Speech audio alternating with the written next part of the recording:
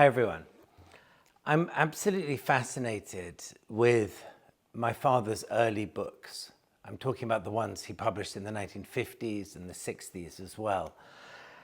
And I'm fascinated with them because if you look through them and read them and get to know them, you see the arc of what he was trying to express in the West.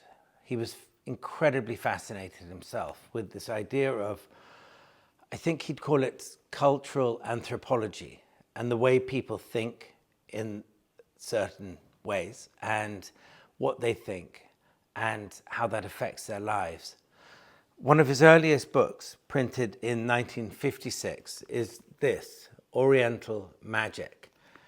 It was published at the same time on both sides of the Atlantic, and it's an absolute treasure trove of material on cultural systems, not just magic, because he wasn't a real believer in so-called magic, but he was a massive believer in informal beliefs. That's what he would have called it.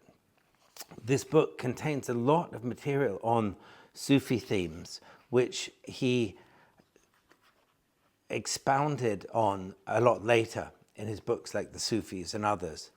And a lot of the photographs, for example, he had taken himself during his travels in Arabia and in the Sudan and in other parts of the Middle East and Africa as well.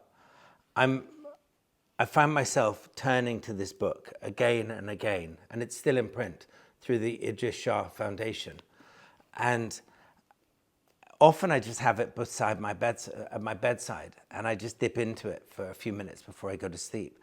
And I find I just have the most incredible dreams as a result. That's Oriental Magic.